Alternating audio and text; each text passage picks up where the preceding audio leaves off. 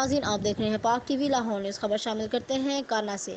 نیا کانا گورمے والی گلی میں واقع آمنہ کلینک کے انچارج کی حاملہ خاتون راشدہ افتخار نتھی اور اس کی فیملی سے شدید بدتمیزی اور سنگین نتائج کی دھمکیاں۔ شدید تکلیف کے باوجود 1 گھنٹہ تک چیک نہیں کیا۔ عائشہ افتخار صحافی افتخار نتھی کی بیوی ہیں۔ میو ہاسپٹل کے بعد پرائیویٹ کلینک پر بھی عام شہریوں سے ناروا سلوک کیا جانے لگا۔ 3 ماہ کی حاملہ خاتون اچانک پیٹ میں شدید درد ہونے کی وجہ سے کانا نو میں واقع آمنہ کلینک لے کر گئے۔ پرچی کٹوانے کے باوجود ایک چیک اپ نہ کیا گیا۔ جب افتخار نتھی اور اس کی فیملی نے ڈاکٹر آمنہ کو جلدی چیک اپ کرنے کی درخواست کی تو ڈاکٹر آمنہ نے آیا کو کہا انجیکشن لگا دو۔ جب مریض نے آیا سے انجیکشن لگوانے سے انکار کیا تو مریض اور اس کے ساتھ ساتھ اس کے لواحقین کو اپنے سیکیورٹی گارڈ کے ہمراہ شدید قسم کی بدتمیزی اور گن پوائنٹ پر ہراساں کیا اور سنگین نتائج کی دھمکیاں دیں، جس پر منت سماجت کرنے کے بعد آیا نہیں مریض کو انجیکشن لگا دیا اور مریض کے ٹیسٹوں کے ڈبل فیس وصول کی۔ غلط انجیکشن لگنے کے بعد مریض ابھی بھی کوف میں مبتلا ہے۔ جی، میں افتخار نتھی میو شعبہ صحافت کے ساتھ منسلک ہوں۔ سواصل پریس کلب کا سینئر نائب صدر ہوں اور ویکلی ہمدان کو as a chief editor lead کر رہا ہوں۔ یہ جمعرات 16 ستمبر تقریباً 5 سے 5:30 بجے کا وقوع ہے۔ میری فیملی میری غیر موجودگی میں میری مسز عائشہ افتخار نتھی کو لے کر آمنہ کلینک جو کانا میں گورمے والی گلی میں واقع ہے، جو میری مسز 3 ماہ کی حاملہ تھی اور ان کے پیٹ میں شدید درد ہوئی، تو پرچی کٹوانے کے باوجود ایمرجنسی کی حالت میں 1.5 گھنٹے تک آمنہ کلینک کی اس وقت جو انچارج تھی انہوں نے اس کو چیک نہیں کیا۔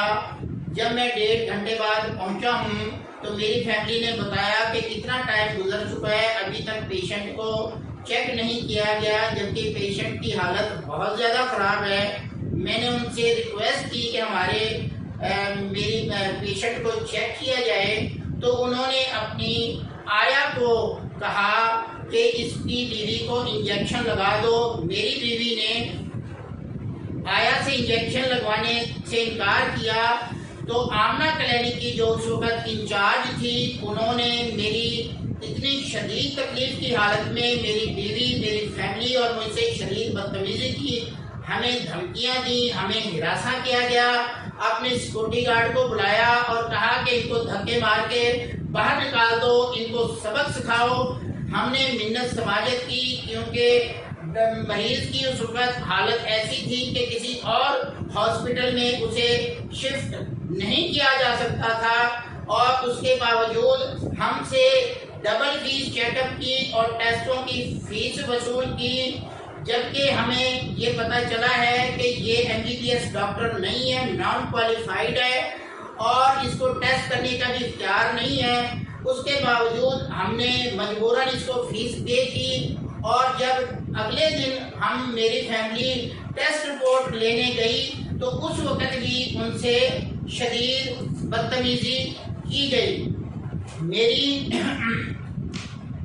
وزیر اعلیٰ Punjab, governor Punjab, secretary health, وزیر صحت Yasmin Rashid, chief executive officer Lahore اور DDO ہیلتھ سے اپیل ہے کہ اس کے خلاف کارروائی کی جائے۔ یہ اپلیکیشن میں نے DDO ہیلتھ نشتر ٹاؤن کو میں نے وسیم صاحب ہیں ان کو میں نے واٹس ایپ کر دی ہے، اور یہ جو ایڈمیشن فارم ہے آمنہ کلینک کا یہ بھی میں نے کر دیا ہے۔ یہ انہوں نے میڈیسن لکھ کے دی ہیں، یہ رپورٹس ہیں، تو یہ میں نے ان کو واٹس ایپ کر دی ہوئی ہیں۔